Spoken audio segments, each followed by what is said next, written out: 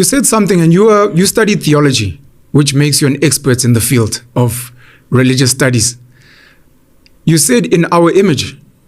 Is that what the scripture says? In our image? Yes, let's make him. Or in my image?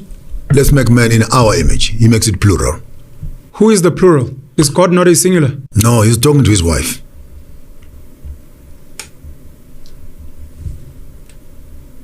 He's talking to his wife. Because in context of theology, without necessarily getting myself entangled in dogmatics, in the context of theology, this is happening on the 6th day after creation. So what do we have? We have land, we have trees, we have seas, we have all the animals that are there. And then God said, let us make man. So translation number 1, which is the most popular one, God is talking to the other 2 to make it the Trinity. But the Bible does not mention the Trinity in that space. In my own context, let us make man in our own image. He is talking to the entire creation that is there. And then God enters his wife, who is the land. That's why the land is still here up today, Mother Africa. He goes into the ground, and from the ground extracts men. That is impregnation, that is delivery, that is literal, to use the biblical sense.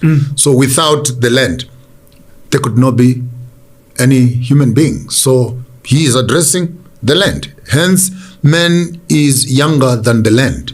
Man is younger than the woman, because the land is the one that gives birth to the man. So the woman that you're talking about is Eve, is actually made out of the bones, and the bones are the structures and the marrows from where we have come from, where the DNA is in, and that is land.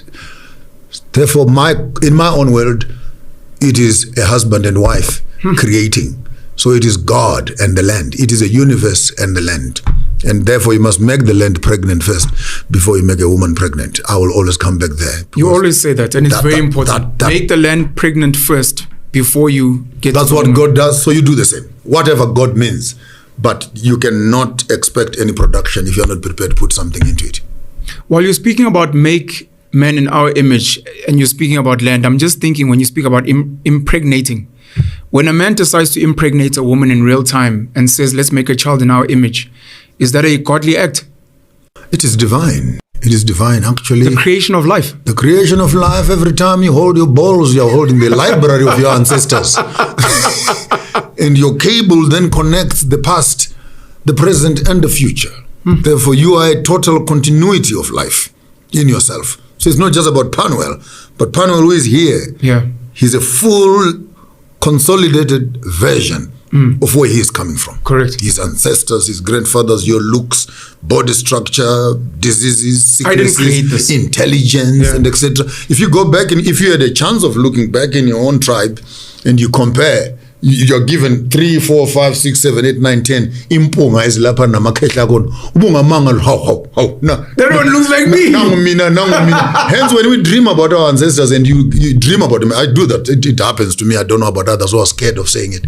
They pass my mind. They pass my dreams quite often. I have not met them, but hell no, when I see them, you're like, no, you're mine. I've never seen you. My immediate grandfather, I know him. So I would be able to identify him. But others that are older than him have appeared. And being an artist, I've been able to wake up in the morning and sketch some of those memories and preserve them in a certain way. But as it were, their frustrations, their anger, their intelligence, their royalty, their skills, their diseases, their stress levels, all those things are registered onto the DNA. And then we pass them on.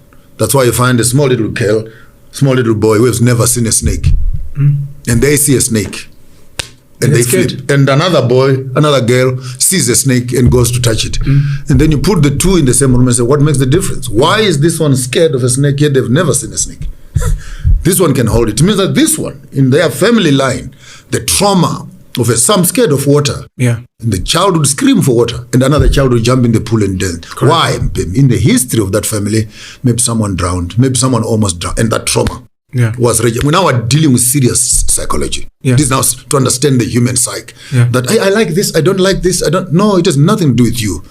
It's written in your system as to what inclinations, affinities that you have, certain spaces, certain people. Even our marriages are driven on that. What is it that gets you attracted to this one?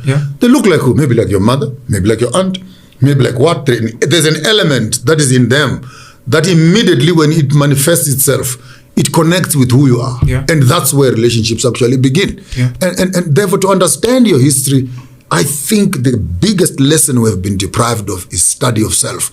Because when you understand yourself, you will be able to appreciate yourself and understand you. At a certain level, you're able actually to say, oh, this one is a nice one. But